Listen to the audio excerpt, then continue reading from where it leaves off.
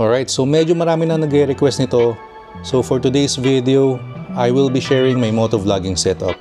So kung nagpaplano ka mag-motovlog or dati ka pang motovlogger pero naghahanap ng mas magandang setup, you need to watch this video.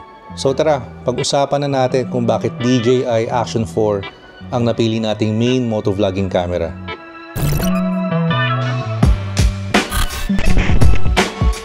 So unang-una is yung convenience. Since ang DJI, it uses a magnetic mount. So kung magkakabit kayo sa helmet, ano lang kadali. Kaya pag marami kang helmet, madaling maglipat ng camera. Ganun lang kasimple. And again, it's very secure because aside from the magnetic mount, may clips pa rin naman yan. Galing kasi ako sa GoPro.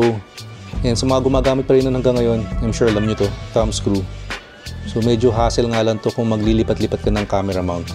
And being a motovlogger, hindi lang naman laging sa motor yan eh. So a lot of times may mga events ka rin na ina-attendan. Kaya kung naka DJI system ka, madali rin maglipat ng camera from your helmet to your selfie stick or tripod mount. So ayan, ready ka na mag-cover ng event. And pwedeng-pwede rin pang commentary.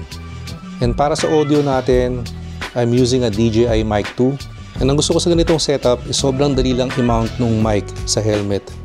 So nagkabit lang ako ng magnet sa loob dito. Yan na. Ganun lang kadali. And again, very secure yan. Kahit high speed, hindi matatanggal yan. And kung gusto kong gamitin tong isa kong helmet, sobrang dali lang ilipat nung mic. So ganyan lang kasimple. And personally, I'm very satisfied dito sa DJI Mic 2. In fact, madalas tayong makakuha ng comment na nagsasabing nagagandahan sila sa audio natin. Pero I recently got this. Ito yung bagong DJI Mic Mini. And yung reason kung bakit tayo kumuha nito is because doon kasi sa DJI Mic 2, pag nakakabit sa loob ng helmet, minsan tumatama sa baba ko, nagsasalita ako. And if you compare yung Mic Mini sa Mic 2, talagang significantly mas maliit ito. And mas manipis din. Kaya hopefully, sana pag ginamit natin, hindi natatahama sa baba natin. Pero we will also do a test later sa video para malaman natin kung ano nga ba ang better dito sa dalawang to. Itong DJI Mic 2 or itong DJI Mic Mini. So tara, i-test na natin. Alright, so we will now be testing itong DJI Mic 2 versus Mic Mini. So ang gamit muna natin ngayon is yung Mic 2. So ito, tara. So open visor muna tayo. And by the way, sa test na to, parehas natin gagamitan ng dead cat, yung both mics. Kasi ganun yung setup ko pag nasa loob ng helmet. So usually pag ganitong open visor, mas malakas yung ambient sound. Pero I'm hoping na malino pa rin yung boses natin. Which alam ko malino naman dito sa Mic 2. Alright, so mic test 1, 2, 3. Mic test 1, 2, 3. Yan yung normal vlogging voice natin.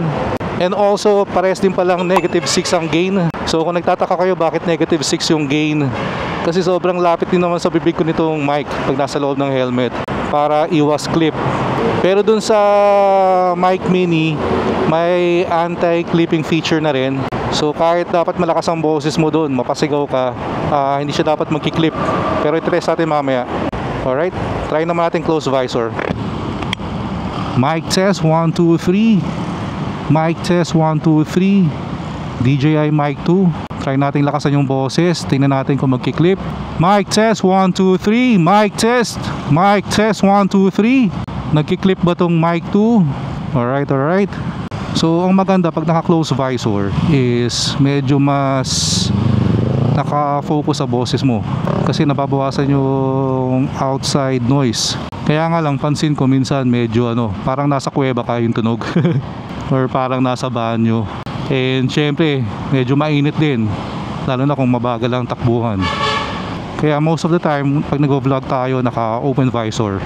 Kaya nga lang din pala pag naka open visor kayo tapos medyo mabilis na yung takbuhan, malakas sobra yung wind noise. Pero from experience naman, sobrang klaro pa rin ng boses dito sa Mic 2. So nabanggit ko nga na kaya ako bumili ng Mic Mini kasi medyo saktuhan yung space dito sa loob ng helmet ko. So nararamdaman ko sa baba ko, dumidikit ng konti sa mic. especially pag nagsasalita ako. Pero hindi naman siya uncomfortable kasi barely touching lang, talagang dumadaplis lang. Pero I'm expecting dun sa mic mini, since talagang maliit siya, manipis, eh merong more than enough clearance para hindi na tumama or hindi na dumikit sa baba ko. So dito na tayo sa total magpalit ng mic. So let's now test the DJI Mic Mini. So add ko lang din pala kung bakit itong Action 4 yung napili natin. Yan, so itong Action 4 pwede ring naka-portrait. So kung content creator kayo and more on vertical yung videos na ginagawa nyo, pwede pa rin itong Action 4 sa inyo. Alright, so we're now using the DJI Mic Mini. So similar dun sa Mic 2, first part of our test, try natin na visor open. So again, pag visor open, mas malakas yung ambient sound, mas rinig mo yung street noise. Pero hopefully, sana clear pa rin yung boses natin dito sa Mic Mini. Medyo malakas yung hangin. How do I sound? Clear pa rin ba yung boses ko? Mic test 1, 2, 3. Mic test 1, 2, 3. That's my normal vlogging voice and volume din. Pero I mentioned nga kanina, itong Mic Mini daw meron ng bagong anti-clipping feature. So i-try din natin kung effective ba. Nakasan natin mamaya pag naka-close visor tayo. Pero again, this is Mic Mini open visor. So tara, sarado natin tong visor ngayon. Close visor test. So dapat mas buo na yung boses natin dito. And mas tahimik na yung ambient sound. Mas tahimik na yung outside noise. Alright, mic test 1, 2, 3. Mic test 1, 2, 3. So tama nga, hindi ko na nararamdamang dumidikit yung baba ko dun sa mic, unlike sa Mic 2. So perfect na perfect sa helmet setup tong DJI Mic Mini. Ang tanong na lang is, will it perform at par with the Mic 2 in terms of sound quality, or mas maganda pag better pa, di ba? So try pala natin yung anti-clipping feature nito. So lakasan natin. Alright, mic test 1, 2, 3. Mic test 1, 2, 3. Mic test. Yan, malakas yun. Alright. Nagki-clip ba to? Nagki-clip yung audio. So yeah, I'm excited sa editing. Gusto ko na rin malaman pag pinahinggan ko side by side, ano ba yung better audio? Yung DJI Mic 2 or yung Mic Mini? And we're also on our way to Kickstand Cafe sa Westgate. Merong bagong launch si Vogue Motorcycles. Tama ba, Vogue? So correct nyo na lang ako sa comment section kung mali Please press the green button and wait for the car to come out. Please opening barrier. Alright. So ang tagal na rin pala natin hindi nakakapasyal dito sa Westgate So sa mga hindi familiar sa place na to, itong Alabang Westgate, pag napasyal kayo dito, maraming resto. Kung gusto nyo mag food trip, good spot to. May moto market din. Then Kickstand Cafe doon. And yung Ride Manila na motorcycle gear shop dito rin, tapat ng Kickstand. Alright, so Vogue. Yun, sabi kasi sa akin all black daw dapat ang suot. So maraming naka all black. Thank you. Tabi ko lang yan. Salamat. Medyo marami rin palang tao dito sa event. Alright guys, palit lang tayo ng camera. Alright, tara, let's go. Brother Neo Moto. Hey, good afternoon. Tara, kuha tayo ng sneak peek ano ilo-launch. Oh, nice. Cruiser type, no? CU525 and adventure bike. Ito, DS900. Nice.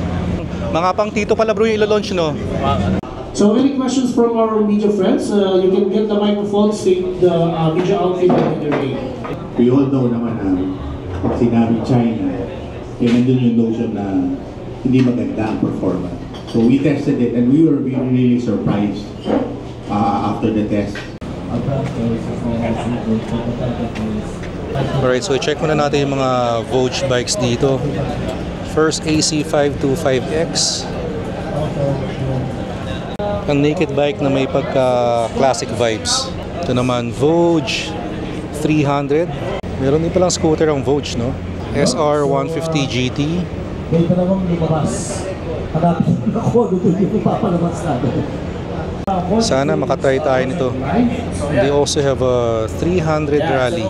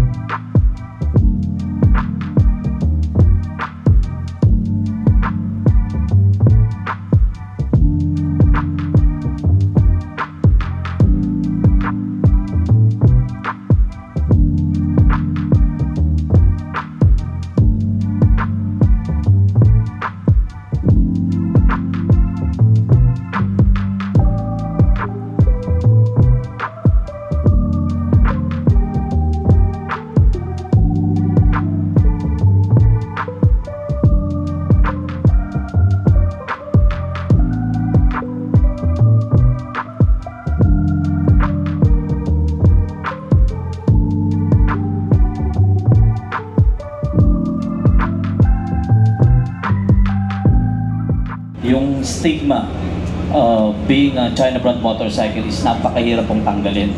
Kahit po kami, sa totoo lang, magpo 4 years na po kami. And testament to the quality in terms of sales and after sales and everything, spare parts, wala po kaming repo kahit isang peraso. Alright, shoutout sa friends natin. Vogue Imus. Vogue Tarlac. Imus. Thank you. Thank you, sir.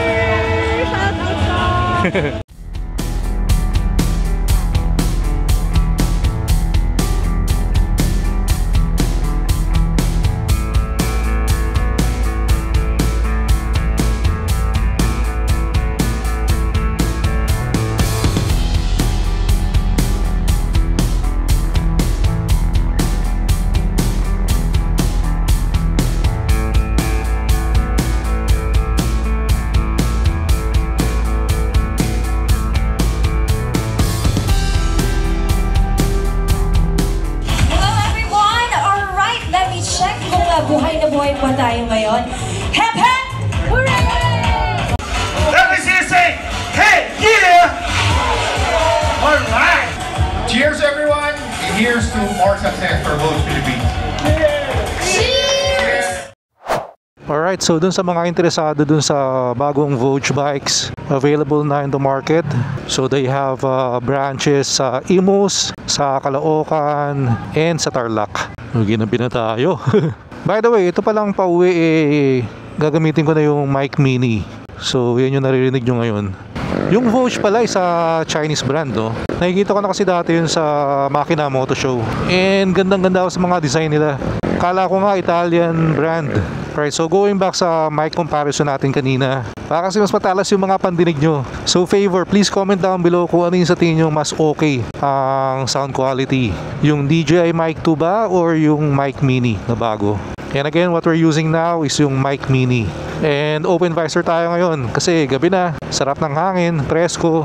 Alright, so maraming salamat sa mga nag-join sa atin today. And kung nagustuhan nyo naman yung content natin, favor na rin, please click the subscribe button below kung hindi pa kayo nakasubscribe, and like and share the video. Salamat. And big shoutout pala sa mga umabot sa part na to. So kita-kits tayo sa next video. Ingat kayo lahat palagi, always ride safe. Peace out.